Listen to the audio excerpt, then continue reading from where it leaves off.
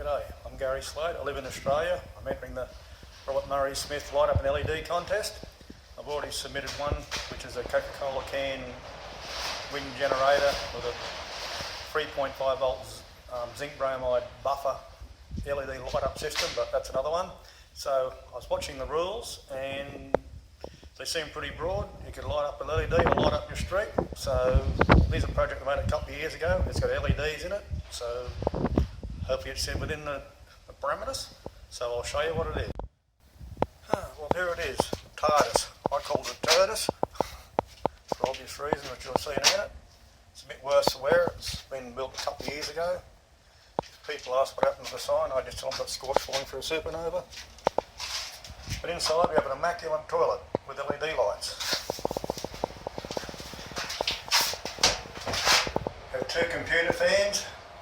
They don't take air out, they push air in to create positive pressure. It seals off pretty well in here. I'll show you why in a minute. We have a sensor that turns the lights on, a mechanism which makes both doors open and close together. At the back here, behind the toilet system,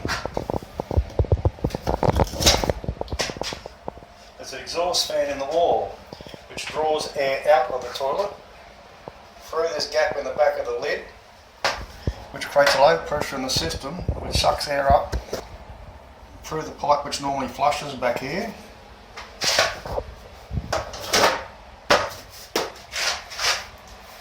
And of course draws air around where it normally flushes from, which creates a lower pressure system in the toilet. Because it's high pressure in here and low pressure in there, the air flows down through the toilet. I call it no poo-loo. There is definitely no smell in this toilet. It's solar powered. It's a solar panel up on the roof. It's a homemade solar panel, solar controller, an old car battery which has seen better days. Little relay here. When the sensor turns the lights on, it also clicks this relay on which operates a pressure system. There wasn't enough pressure to make the system fill up or this tap work here under just normal gravity feed pressure, so I had to make a pressure system. If you look up here at the pressure system, turn this tap on here to make it cut in. It's a bit of a MacGyver type pressure system. It's an old keg I found at the dump, an old party keg, a little pump there, caravan pump. Takes water out of that tank there. Pressure cut off switch, which is just a bit of a magnetic tube there, push a little micro switch and cuts out when it reaches pressure.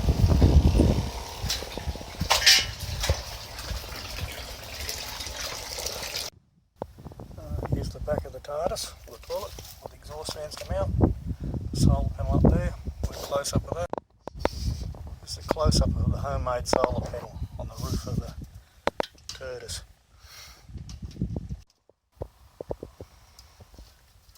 That's my house down there, so if you're up here at the shed and you're caught short and you've got to run to the toilet, it was a fair way to go. So that's why the Tardis got built.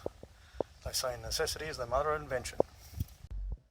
Well, I guess that brings the end of the Tardis or Tardis video. It has a few pros and cons. The pros are it has got LEDs, it is homemade, it's got its homemade solar panels, it's got a state-of-the-art smell removal, it's got a solar powered pressure system, but it won't travel in time. But however, you can set a turd down the vortex, so that's something anyway.